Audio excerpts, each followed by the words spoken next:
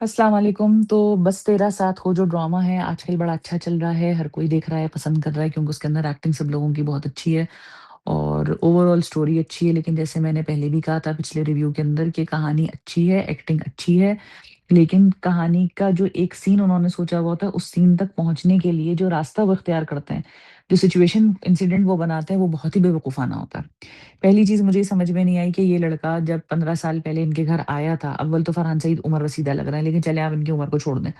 15 साल पहले ये लड़का इनके घर आया था, फ़र्ज़ कर लें 5 साल का आया था, फ़र्ज़ कर लें 10 साल का आया था, ठीक है ना? उस वक़्त दादा में हाथ-पाँव में कुछ दम था, दादा अमेरिका में तो नहीं रहते थे, यहीं रहते थे, बिज़नेस करते थे। उस वक़्त से मुसलसल वो लड़का याद किए चला जा रहा है कि मेरे साथ ताया बदसलूकी कर रहे थे, मेरे साथ ताई बदसलूकी उसको बचपन में किसी वक़्त ये याद नहीं आता कि दादा कहाँ गायब थे? दादा क्या कर रहे थे? उन्होंने क्यों नहीं सपोर्ट किया? उस वक़्त दादा एक रख के थप्पड़ मारते, हारिस वहीद का जो कैरेक्टर बच्चों में बना हुआ था, बचपन में होता है, उसको डराते, धमकाते, डाँटते, शहरीन उस वक़्त वो भी बच्ची होती, उसको कुछ डाँटते, कुछ सिखाते, बुझाते, कुछ भी नहीं।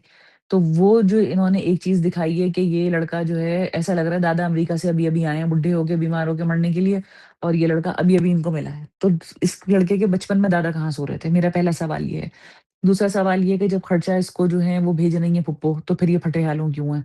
ये इतना सड़ा हुआ फटा हुआ वॉलेट, इतने फटीचर कपड़े, जूते सब इतने सड़े हुए पहन के ये क्यों लड़का क्यों घूम रहा है? फ़ोन इसके पास बिल्कुल सड़ा हुआ है।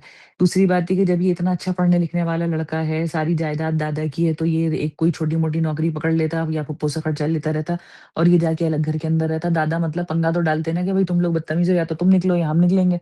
कोई एक सिचुएशन तो इस तरह की होती है और वरना दादा कहते कि जी मैं छोड़ के चला जाऊँगा क्योंकि जो वो मुरसलीन है, उनको अब्बा से कुछ ना कुछ लगाव मोहब्बत तो है। तो वो दादा पंगा डालते कि जी तुम इसके साथ सही सलूक करो वरना मैं चला जाऊँगा छोड़ के। दूसरी तरफ जो फुप्पो आई हैं, वो भी इसी तरीके से एक्ट कर रही हैं।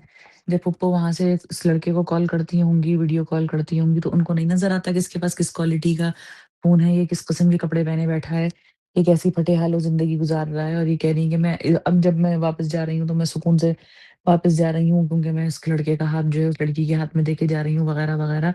तो फुप्पो इसका मतलब इससे पहले भी आती रही हैं, तो फिर ये इस कदर नई क्यों बन रही हैं? ऐसी अदाकारी क्यों कर रही हैं जैसे कि ये कनाडा, अमेरिका में कहीं बंदों जेल-वेल में और ये सालों के बाद छूट कर जो है ये आई हैं, तो अब इन्होंने पहली दफ़ा इसको देखा है।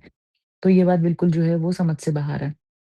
उसके अलावा दूसरी तरफ अगर आप देखें, तो ये जो लड़की है अंसा, इसका भी अंसा के भी जो घर के डायनामिक्स हैं वो बिल्कुल समझ में नहीं आ रहा है कि आया कि उसका भाई अच्छा था, जब तक अब्बा हयात थे और अब्बा के मरने के बाद ये हुआ है कि भाई और भावच बदल गई या ये दोनों हमेशा से इतने खबीज़ थे। दूसरी बात ये उन्होंने इसके पढ़ने-लिखने पे लड़की की कोई पाबंदी नहीं लगा रखी, सिर्फ़ फ़ीस का इश्यू हो रहा था। तो मेरा पर्सनल ख़्याल ये था कि जितनी बदतमीज़ इसकी भाभी हैं, उतनी ही बदतमीज़ ये लड़की भी है। अगर आप इस ड्रामे के अंदर देखें तो इस ड्रामे में इस लड़की ने को किसी वक़्त आपने घर का कोई काम करते हुए काम करना फिर बोलिए घर का काम औरत क्यों करे? तो भाई भाभी भी औरत है, तो भाभी क्यों करे घर का काम और नंद को क्यों खिलाए भाभी पका-पका के? तो ये वाली जो एक यहाँ पर इन्होंने ड्रामे के अंदर ये वाली साइड जो फ़ेमिनिज़्म दिखाया है, वो सारा फ़ेमिनिज़्म सिर्फ़ हीरोइन के लिए है। वो दूसरों के लिए नहीं है। भाभी यहाँ नंद को खिला रही हैं तो बहुत बुरी बात है, किसी और ड्रामे में अगर भाभी हीरोइन होती और नंद खाने के लिए आ जाती तो सबकी जान निकल जाती देख के। तो चीज़ों को बैलेंस में रखा करें। घर का कोई काम वो करके भाभी की हेल्प नहीं करा रही है। मुसलसल एक सास वो बड़े भाई की बीवी के साथ इतनी बदतमीज़ी कर रही है। देखिए एक बात मैं कहूँ, किसी भी नंद का ये समझना कि मैं जो हूँ वो अपने भाई की बीवी के साथ बदतमीज़ी करूँगी, बुरा-भला कहूँगी, उसके साथ बदसलूकी करूँगी और फिर मैं ये समझूँ कि मैं भाई की ज़िंदगी के अंदर मैं इन रहूँ। ये हो नहीं सकता। वक़्ती तौर पे शायद आप ऐसा कर लें वक़्ती तौर पे, लेकिन इसके जो लॉन्ग टर्म नुकसानात होते हैं ना, वो बहुत ज़्यादा होते हैं। इसलिए सारी नंदों के लिए ये है कि भाई अगर आपको अपने भाई से अच्छा ताल्लुक रखना है, लॉन्ग टर्म ताल्लुक रखना है, तो उसकी बीवी को इज़्ज़त आपको देनी पड़ेगी, चाहे वो जैसी भी हो। हर नंद को अपनी भावच बुरी लगती है, हर भावच को अपनी नंद बुरी लगती है, तो ये कोई ऐसी बात नहीं है कि आप ये कहें कि जी भाभी एक्स्ट्रा बुरी हैं, तो भाभी बुरी हैं तो तुम कौन-सी सॉफ्ट स्पोकन हो, तुम भी इतनी उससे ज़्यादा बदतमीज़ हो वो। तो अंसा का जो कैरेक्टर है, इसके बारे में हम बाद में बात करेंगे। दूसरी वीडियो में, क्योंकि फिर वही वाली बात है कि बहुत लंबी हो जाएगी वीडियो, मैं इतनी लंबी बात नहीं करना चाहती। मेरे ज़हन में सिर्फ़ ये कुछ सवालात थे। फिर जो सहेली और उनके अब्बा हैं, उनके मुताल्लिक़ भी मेरा यही सवाल है कि जब सहेली अपने घर ले जाती है अंसा को, जब उसका भाई घर से निकाल देता है, तो वहाँ पर उनकी जो अम्मा होती हैं सहेली की, अब्बा अपेरेंटली घर में मौजूद नहीं होते, लेकिन वो अब्बा घर में मौजूद नहीं थे, लेकिन थे तो इसी दुनिया में ना। किसी रॉकेट में बैठ के कहीं इधर-उधर तो नहीं चले गए थे कि उनसे राब्ता ही मुमकिन नहीं था। तो अम्मा इस लड़की को घर से निकाल देती हैं, जाके सड़क पे बैठ जाती है, रोने लगती है, सब कुछ होता है। अब्बा से राब्ता नहीं हो पाता। अब जब ये मस्जिद में जा चली जाती है और निकाह होने लगता है, तो अब अब्बा फ़ोन करके उस लड़के को बता रहे हैं कि जी हक़ महर जो है वो क्या रखा जाए और कैसे रखा जाए और ये रखा जाए, वो रखा जाए और शरअ में ये है और औरत का ये हक़ है, फलाना-ढिमकाना सारी बक-बक वो कर लेते हैं।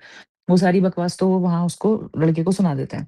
लेकिन ये नहीं कहते उस लड़की से कि बेटा मेरी बीवी ने गलत किया, तुम्हें घर से निकाल के तुम आ जाओ मेरे घर, मैं तुम्हें अपनी बेटी बनाकर रखूँगी। इस्लाम में ये नहीं है क्या? जो इतनी अच्छी-अच्छी बातें इस्लाम में, तो उसमें से ये अच्छी बात भी तो है किसी बेसहारा को सहारा दें। तो आप उस लड़की को अपने घर लेके नहीं आ रहे। आप कहते बेटा तुम मेरे घर आके रहो जब तक तुम्हारा कोई पक्का इंतज़ाम नहीं हो जाता। फिर करते रहते उसकी शादी अपने घर से बैठ के जो जी जा रहा करते हैं।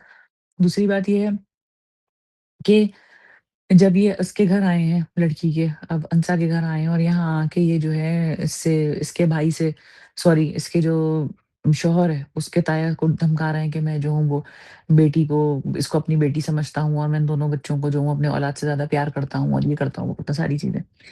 यही सारी धौंस इन्होंने जाके अंसा के भाई को क्यों नहीं दी थी? 3, 4, 5 दिन तक इतनी किस्तों तक हम ये देखते रहे कि ये झगड़ा चल रहा है और उसका भाई बदतमीज़ी कर रहा है, घर में नहीं आने दे रहे। तब इन्होंने 2 पुलिस वाले इस लड़की के घर क्यों नहीं भेजे? और वहाँ जाके उन पुलिस वालों ने 2 जूते इसके भाई के क्यों नहीं लगाए कि तुम रखो इस लड़की को घर में। तो ये चंद चीज़ें हैं जो मुझे बहुत इस ड्रामे के अंदर ऑकवर्ड लग रही हैं।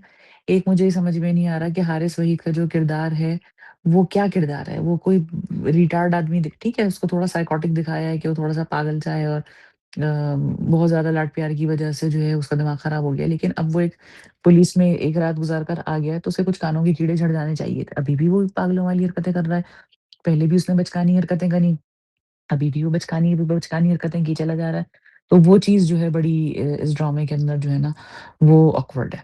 और कोई चीज़ अगर मुझे याद आएगी तो फिर मैं इंशाअल्लाह ताला दोबारा से वीडियो उस चीज़ की बनाऊँगी। लेकिन फ़िलहाल ये है कि चंद सवालात हैं, जिनकी वज़ह से ना अच्छा ड्रामा जो उसकी सिचुएशंस जो ये लोग खराब कर देते हैं ना, ब ब जैसे कि आप देखें, सर पे चोट लगी, सर में पानी सर पे से खून बह रहा है, अब वो जाके पानी में सर डुबो रहा है, क्योंकि उसको दिखाना था बाथरूम में बैठ के रोता हुआ। एक मजबूर मर्द जब बाथरूम में बैठा रो रहा होता है, तो वो कैसा लगता है? आप किसी और वजह से उसको बाथरूम भेज देते, आप दिखाते कि यार खून बह के कपड़ों पे गिर गया, धब्बा लग गया, मैं कमीज़ चेंज करके आता, तो बाथरूम में बैठ के रो लेता। एक इतनी बड़ी मेडिकल गलती आप दिखा रहे हैं कि जी वो पानी में सर पे डाल-डाल के बहा रहा है और खून बहा रहा है, क्या बेवकूफ़ी की बात है। आप उस सिचुएशन बनानी है, उसके लिए स्ट्रॉन्ग वो बनाया करें। जो वाकया होता है ना, वो स्ट्रॉन्ग बनाएँ। उसको बाथरूम भेजने के 100 वो हो सकते थे बहाने। ये पता नहीं क्या बहाना था। और सर पे चोट लग गई, लेकिन डॉक्टर क्या नहीं जाएँगे, सारी दुनिया की मुसीबतें पीट लीं। उन्होंने इतना मारा, पुलिस को नहीं बुलाया, चलो बात समझ में आती, घर का मामला था, उन्होंने सोचा कि ना बुलाएँ पुलिस को। लेकिन डॉक्टर के पास तो जाते हैं, लेकिन वो डॉक्टर के पास भी नहीं गए, तो ये बात मेरी बिल्कुल भी समझ में नहीं आई है। ख़ैर, अब जो मैं नेक्स्ट बनाऊँगी वीडियो, मेरे दिमाग में आ रही है एक बहुत ही बात इस लड़की अंसा के कैरेक्टर से रिलेटेड, लेकिन उसके ऊपर मैं अलग से बात करूँगी। ठीक है जी, जब तक के लिए अल्लाह हाफ़िज़।